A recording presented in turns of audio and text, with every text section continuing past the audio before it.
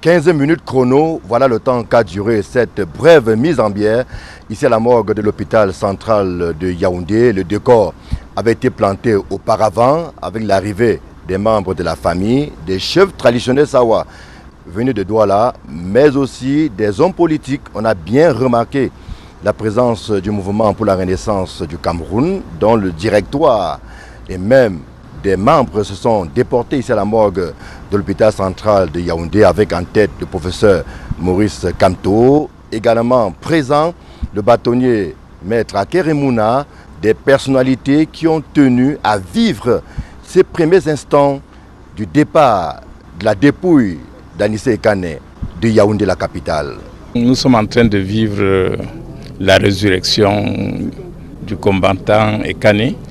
Il va bénéficier d'un spulcre et il sera conduit avec les honneurs dus à son rang, à sa dernière demeure, ce que les autres martyrs n'ont pas eu la chance d'avoir.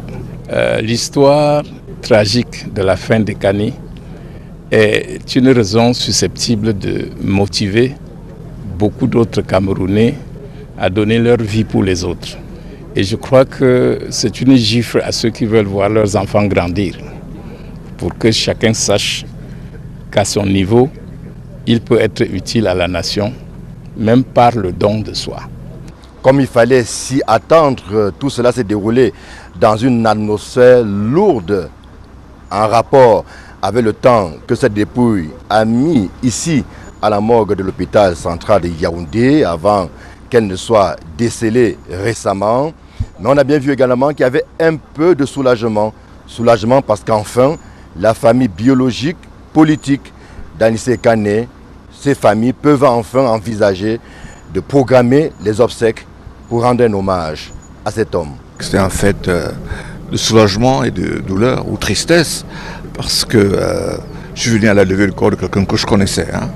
Donc c'était un événement triste et soulagement parce que je me mets à la place de sa famille et je pense que c'était quand même un peu dur. Et soulagé donc, n'est-ce pas, la famille pourra, n'est-ce pas, s'occuper de leur fils. Et je pense que l'heure maintenant est au recueillement.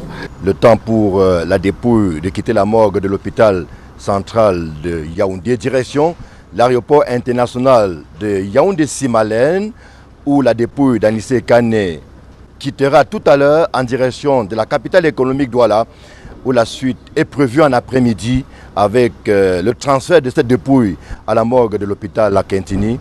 Le président Ekane a été arrêté debout à la gendarmerie de la région du littoral et aujourd'hui on nous le restitue couché.